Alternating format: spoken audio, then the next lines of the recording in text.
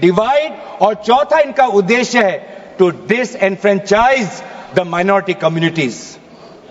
आज minority communities के प्रति अपनी संवेदना जता रहे हैं।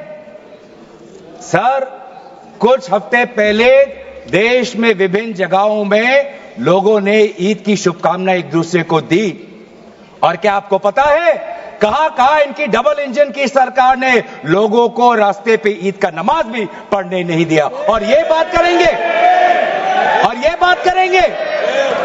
आप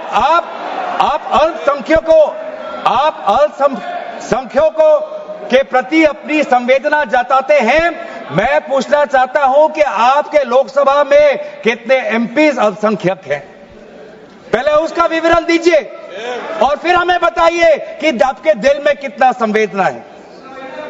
सर, मेरा तो मैंने जिस दिन भी ये बिल इंट्रोड्यूस हुआ उस दिन भी आदरणीय मंत्री को मैंने सुना, और आज भी मैंने उनको सुना। जिस दिन उन्होंने इंट्रोड्यूस किया उस दिन भी अगर आप उनका स्टेटमेंट पढ़े तो उन्होंने कहा कि इसको बिल लाने से पहले बहुत विस्तार रूप से इस बिल की लाने के लिए चर्चा हुई थी। सर, पूरा का पूरा मिसलीडिंग। 2023 में सर सरकार 24 में आई, ये खुद 24 के बीच में इन्होंने अपना बिल लाया। 23 सन के वर्ष में 4 बार माइनॉरिटी अफेयर्स कमेटी की बैठक हुई। मुंबई में हुई 13 जुलाई, दिल्ली में हुई 21 जुलाई को, लखनऊ में हुआ 24 जुलाई को, दिल्ली में 2 बार हुआ 20 सितंबर और 7 नवंबर को।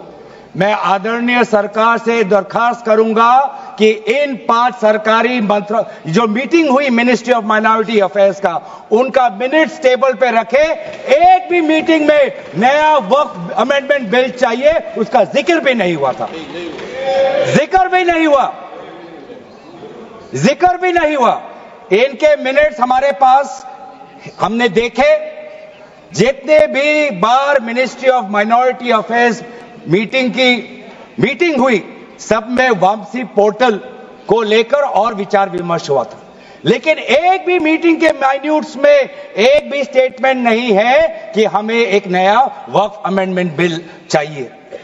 तो मैं तो यही पूछना चाहता हूं कि अगर नवंबर 2023 तक मिनिस्ट्री ऑफ माइनॉरिटी अफेयर्स ने यह वाजे भी नहीं समझा कि नया एक बिल लाने की जरूरत है, मैं तो बस इतना ही पूछना चाहूंगा कि यह bill ministry of minority affairs ने बनाया या किसी और दूसरे विभाग ने बनाया?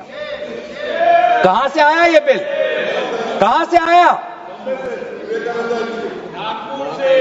सर, ये बात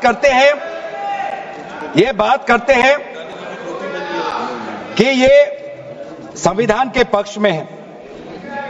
किस प्रकार से ये संविधान के विरोध में है सर, मैं बताना चाहूंगा। आर्टिकल, इसका जो क्लॉज 3RA है और 3R1 है। इसका 3RA क्या है सर? 3RA ये कहता है any person showing or demonstrating that he is practicing Islam. देखिए सर, आज देश में अल्पसंख्यकों की ऐसी दशा हो गई कि आज सरकार को अपना धर्म का सर्टिफिकेट देना पड़ेगा। कितनी दुख की बात है कि भारत नहीं है, क्या बात कर रहे हो, हिंदू थोड़ी है।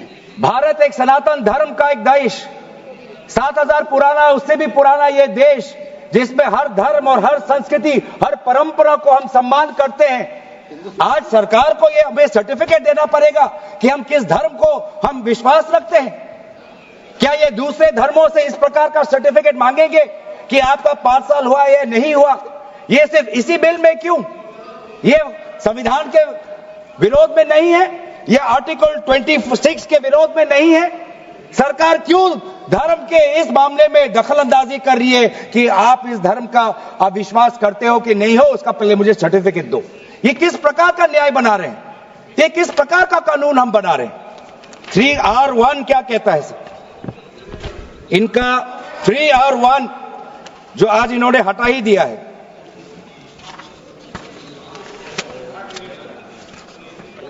थ्री आर वन कहता है a waqf by user but such waqf shall not cease to be a waqf by reason only of the user having ceased irrespective of the period of such cessation. ये इसके हटाने की क्या जरूरत थी सर? ये हमारा बार बार विभिन्न जजमेंट के द्वारा ये पूरा वक्फ बाय यूजर और इसके बारे में विभिन्न जजमेंट आए। सर दिस एक जजमेंट पढ़ना चाहूंगा। M Siddique, Ram Janmabhoomi, Muslim law does not require an express declaration of a waqf in every case. The dedication resulting in a waqf may also be reasonably inferred from the facts and circumstances of a case or from the conduct of the waqif. तो ये बार बार ये सब विभिन्न judgement के द्वारा वक्फ और ये जो पूरी इनकी जो परंपरा है, विभिन्न जजमेंट ने ताकत दी और आज यही विभिन्न क्लॉजेस के द्वारा जजमेंट्स को भी और हाईकोर्ट के ताकत को भी ये कमजोर कर रही है। सर पहले वक्फ क्या है ये भी हमें समझना चाहिए। Waqf means the permanent dedication by any person of any movable or immovable property for any purpose recognised by the Muslim law as pious, religious, charitable. Sir आज ये क्या कहना चाहते हैं कि वही व्यक्ति जो प्रैक्टिसिंग इस्लाम कर रहा है 5 साल के लिए वही आ सकता है, जो इनका 3RA है, और जो सेक्शन 104 था, आज इन्होंने सेक्शन 104 हटाने के पक्ष में कहा, लेकिन सेक्शन 104 यही कहता है कि कोई भी व्यक्ति वक्फ कर सकता है। तो यही तो हमारा सेक्युलर नेचर है कि कोई भी व्यक्ति अब वक्फ कर सकता है। अब ये जो अधिकार है एक व्यक्ति का, आप उस अधिकार को आप क्यों छीन रहे हो? सिर्फ ऑप्टिक्स सर, इनको बाहर दिखाना है कि हम ये बहुत बड़ा काम कर रहे हैं। क्या इन्होंने कहा कि क्लॉज 9C में ये कहते हैं कि 2 महिला को हम ये इंक्लूजन कर रहे हैं? ये पहले भी था सर। अगर आप 1995 एक्ट पढ़े तो ये पहले भी था, उसमें ये भी था कि 2 से ज्यादा सदस्य महिला हो सकती थी। इन्होंने तो 2 पे ही कैप कर दिया। ये पहले से ही था, ये सिर्फ दिखावा। और इनका 3R4 में जो ये विशेष रूप से विडो, डिवोर्स वुमन और ऑर्फन की बात करते हैं, ये पहले भी था सर। ये पहले भी जो 3R है जिसमें वेलफेयर की उल्लेख है, उस वेलफेयर एंड अदर पर्पसेस में window, divorce woman and orphan पहले से ही उसमें समा जाता है। लेकिन इनको भ्रम फैलाना है, इनको भ्रम फैलाना है कि वर्तमान का जो एक्ट है वो महिलाओं के खिलाफ है। इनको भ्रम फैलाना है कि वर्तमान में महिलाओं को कोई भूमिका नहीं मिलती, ये इनका काम है। लेकिन कानून में सर पहले से ही ये सारे प्रावधान है, वो चाहे किसी विधवा का संरक्षण हो या महिलाओं को और समर्थन देना हो।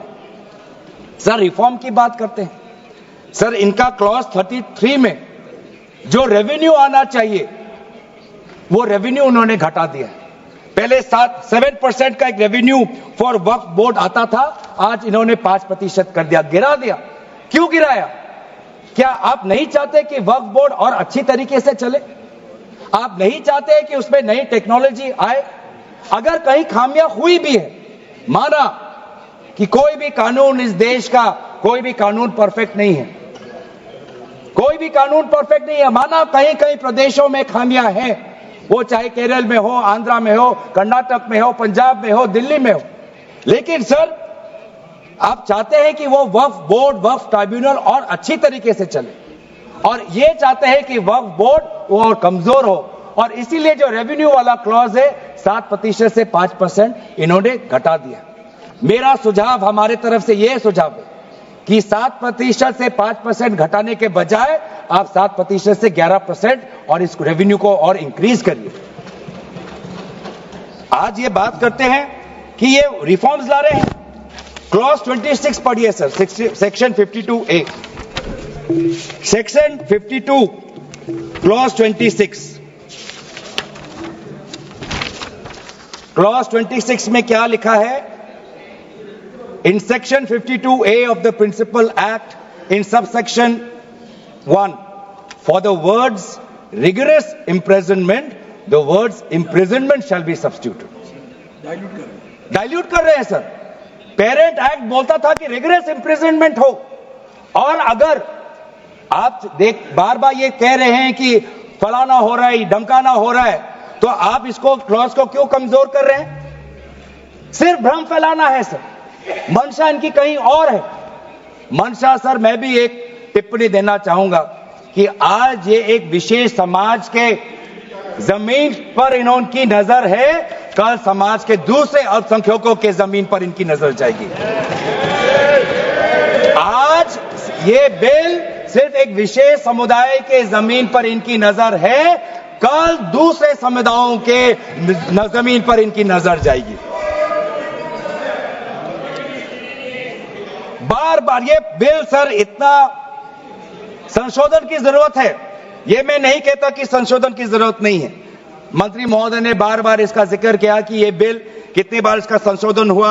इसकी शुरुआत आप जहां से भी पकड़े, आप 1810, 1817, उसके बाद 1954, 1984, 1995, सच्चर कमेटी, रहमान कमेटी 2003। संशोधन चाहिए सर, मैं नहीं कहता कि हम संशोधन के विपक्ष में नहीं, लेकिन संशोधन इस प्रकार का हो जिससे बिल का रूपायन, जिससे बिल और ताकतवर बने। और इन्होंने ऐसे संशोधन लाए हैं जिससे बिल से इस देश में और यहां पे समस्या बढ़ेगी, और मसले बढ़ेंगे, और लिटिगेशन होगा। सर ये इनका क्लॉज 40A पढ़िए सर, इनका clause 40A, section 107, on and from the commencement of the Waqf Amendment Act 2025, the Limitation Act 1963 shall apply to any proceedings. Sir इससे पहले आप जितने बार भी आप इतिहास में जाए, हर बार, क्योंकि ये वक्फ, ये जो प्रक्रिया है, जब से हमारे देश में इस्लाम आया तब से ये प्रक्रिया चल रही है। बहुत से ऐसे कब्रिस्तान हैं जहां पे कोई पेपर्स नहीं है, कागज नहीं है, लेकिन जजमेंट है, जजमेंट इनके पक्ष में है। और आज बार बार हमने कहा है कि लिमिटेशन एक्ट इसको बढ़ाया जाए, क्योंकि ये प्रैक्टिकल एक समस्या है। लेकिन आज ये नहीं चाहते। क्यों?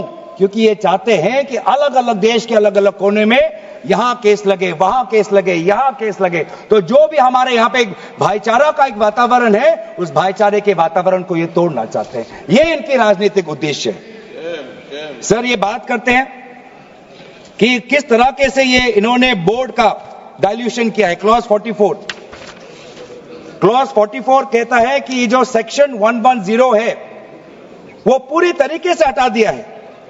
सेक्शन 110 क्या है? सेक्शन 110 सर,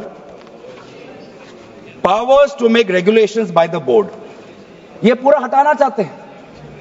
उसमें क्या लिखा है पेरेंट एक्ट में? The board may with the previous sanction of the state government, मतलब राज्य सरकार की अनुमति के द्वारा बोर्ड कुछ नियम बना सकते हैं। इन्होंने पूरा वो हटाना की कोशिश कर रहे हैं। क्लॉजेस F और G ये हटाने की कोशिश कर रहे हैं। राज्य सरकार की पावर्स या ये कम करने की कोशिश कर रहे हैं। आप क्लॉज 43 पढ़िए, इसका सेक्शन 109, जिसमें क्लॉज 1A और क्लॉज 4 ओमिट करता है। सेक्शन 109 क्या है? सेक्शन 109 है power to make rules, the power of the state government to make rules. इसमें भी आप ये कटौती लाने की कोशिश कर रहे हैं। क्लॉज 1A, क्लॉज 1A क्या कहता है? Other particulars which the report of the survey commissioner में कंटेन अंडर क्लॉज F। इसमें स्टेट गवर्नमेंट सर्वे कमिश्नर के पक्ष में कुछ नियम बना सकता है, वो पावर आप हटा रहे हैं। Clause 4, the manner of election of members of the board by means of a single vote, आप ये हटा रहे हैं। इलेक्शन की प्रक्रिया आप हटाना चाहते हैं और आप रिफॉर्म की बात करते हैं। सर आप ये देखिए 83(9), आज बार बार ये एक भ्रम फैलाया जा रहा है कि हाईकोर्ट का कोई भूमिका नहीं है। एक भ्रम फैलाया जा रहा है कि जो वक्फ का जो ये एक ट्राइब्यूनल का जो ऑर्डर आता है वही है, उसके बाद हाईकोर्ट पावरलेस है। ऐसी बात नहीं है। आप पेरेंट एक्ट पढ़िए, आप पेरेंट एक्ट में अगर सेक्शन 83 पढ़ेंगे, पेरेंट एक्ट में सेक्शन 83(9) उसके बाद क्या लिखा गया है? provided that a high court may on its own motion or on the application of the board or any person aggrieved call for and examine the records relating to any dispute and may confirm or reverse the decision. ये power high court में parent act में है ही 2013 के संशोधन के बाद। तो क्यों बार बार आप ऐसा एक भ्रम फैला रहे हैं कि हाई कोर्ट का कोई रोल नहीं है? अगर कहीं अन्याय हुआ है, चाहे दक्षिण में हो, उत्तर में हो, उत्तर पूर्वांचल में हो, पश्चिम में हो, तो सेंट्रल गवर्नमेंट के पास वो पावर्स हैं। सेंट्रल गवर्नमेंट के पास under section 97 of the parent act आपके पास पावर है कि कहीं अगर नाइंसाफी हो तो आपके पास सेक्शन 97 के द्वारा आप स्टेट बोर्ड को आप डायरेक्शन दे सकते हो। मैं पढ़ूं 97।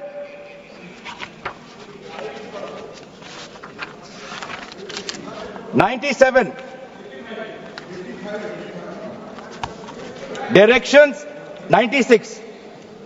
96 for the power of the central government to regulate secular activities of OCUF. Powers 97 directions by state government subject to any directions issued by the central government under section 96. The state government from time to time give to the board such general or specific directions as the state government thinks fit. मैं जानना चाहूंगा, आपके बहुत जगह आपकी double engine की सरकार है, बहुत जगह आपकी डबल इंजन की सरकार है, कहीं कहीं आपकी सहयोगी दल की भी सरकार है। आपने पिछले 10 साल में कितने बार इस सेक्शन 97 का आपने इसका इस्तेमाल किया?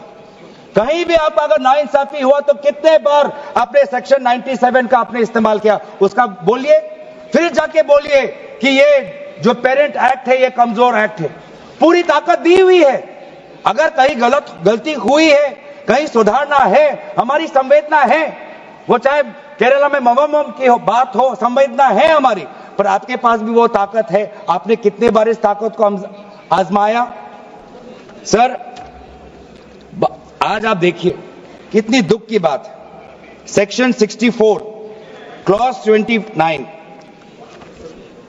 64 ये एक्ट सर क्या लिखा है?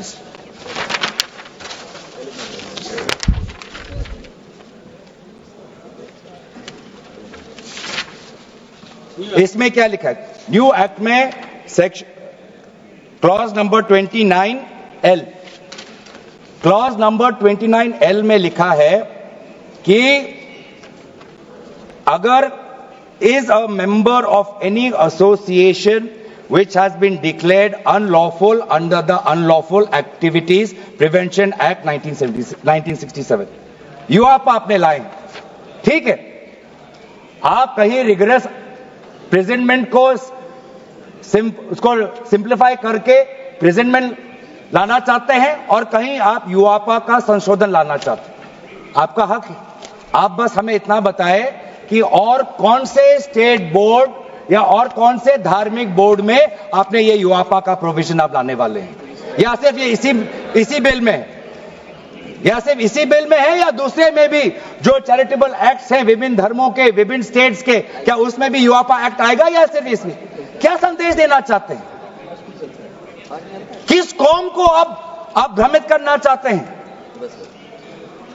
बार बार उस कौम को जिसने भारत की स्वतंत्रता की लड़ाई लड़ी है, उस कौम को जिसने 1857 में उन्होंने मंगल पांडे के साथ उन्होंने अपनी शहादत दी, आप उस कौम पर आप दाग लगाना चाहते हैं जिसमें लगभग 2 लाख उलेमा शहीद हुए, आप उस कौम पर दाग लगाना चाहते हैं जिन्होंने भारत छोड़ो आंदोलन में हमारा साथ दिया, आप उस कौम पर आप दाग लगाना चाहते हैं जिन्होंने 6 अप्रैल 1930 में दांडी मार्च का सपोर्ट किया, आप उस कौम पर आप दाग लगाना चाहते हैं जिन्होंने 1926 में ब्रिटिश के डिवाइड एंड रूल को खंडन किया, आप उस कौम पर आप दाग लगाना चाहते हैं जिन्होंने मौलाना हुसैन अहमद मदानी ने 1924 में कंप्लीट इंडिपेंडेंस की मांग की।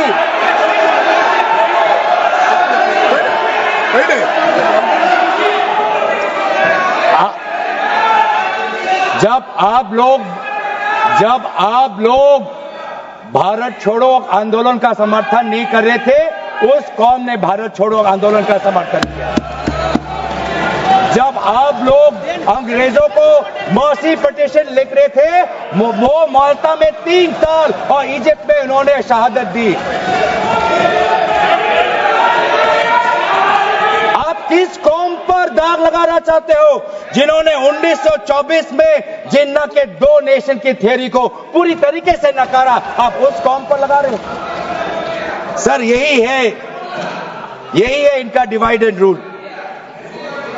यही है इनका डिवाइड एंड रूल। बहुत लोग पूछते हैं सर हमारा राष्ट्रवाद क्या है? सर हमारा राष्ट्रवाद, nationalism for us is being United in our shared love for our Bharat Mata and the mutual respect for her culture, language, dress, food and religion. It is the love for our national flag, the Tiringa, जिसकी सम्मान आपने नहीं की थी. It is the sacrifice of the Indian freedom movement, जिसमें आपने भाग नहीं लिया. It is our thirst for knowledge, to seek excellence with limited resources, to be creative, to have the courage, to acknowledge the injustice of the past and have the wisdom to build new bridges. ये है हमारा राष्ट्रवाद और ये राष्ट्रवाद आज हमारे संविधान में उल्लेखित है. तो सर बार बार ये सरकार कहती है ये माइनॉरिटीज के पक्ष में है, लेकिन जब अमेरिका से माइनॉरिटी कमीशन का रिपोर्ट आता है कि माइनॉरिटीज के साथ नाइंसाफी होती है तो इनको दुख होता है. जब यूएस का रिलीजियस कमीशन का रिपोर्ट आता है तब इनको दुख होता है. सर बार बार ये जो ऑप्टिक्स की बात कर रहे हैं, ये क्लॉज 42 सेक्शन 108A इन्होंने डिलीट कर दिया है. ये कहते हैं कि कैसे ओवरराइडिंग प्रिंसिपल कैसे आ सकता है? मंत्री महोदय को ओवरराइडिंग प्रिंसिपल से आपत्ति है. पहले सबके लिए सेक्शन 108 क्या है पढ़ लेते हैं. आपके लिए भी है, हम तो जेपीसी में थे.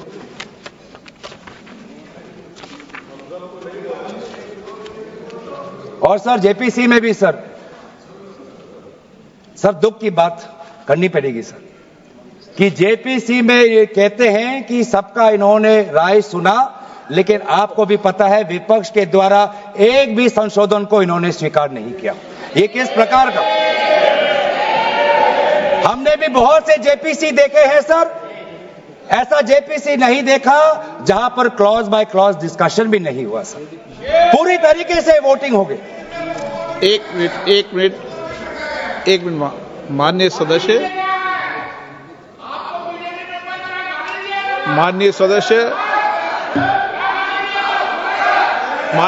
इतना ध्यान रखें कि जेपीसी भी संसद का भाग होती है, इसलिए उसका भी ध्यान रखें. सर इन्होंने जेपीसी की बात की. अगर इन्होंने ये नहीं करते कि जेपीसी में बहुत विस्तार रूप से चर्चा हुआ तो मैं भी नहीं करता. इन्होंने उल्लेख किया इसलिए मैं करना चाहता हूं. इन्होंने उल्लेख किया कि बहुत से लोग आए जेपीसी में. सर ऐसे भी लोग आए जिनको वक्फ को लेकर इनका कोई जानकारी भी नहीं थी, कोई जानकारी नहीं थी सर. ऐसे भी आए सर. जेपीसी के मुद्दे हम बार बार हमने स्पीकर को चिट्ठी के द्वारा अवगत किया है, इसलिए हम उठा रहे हैं सर. इसमें 108A ये हटाना चाहते हैं जिसमें power to have overriding effect. लेकिन ये जो प्रिंसिपल है ओवरराइडिंग का सर, ये आज भी विभिन्न स्टेट एक्ट्स में ये है. तेलंगाना के एक्ट में आज भी ओवरराइडिंग प्रिंसिपल है. तमिलनाडु के एक्ट में आज भी ये ओवरराइडिंग प्रिंसिपल है. आज भी आरटीआई एक्ट में, इंफॉर्मेशन टेक्नोलॉजी एक्ट में 2000 में नालसा जैसे यूनिवर्सिटी में ये ओवरराइडिंग प्रिंसिपल है.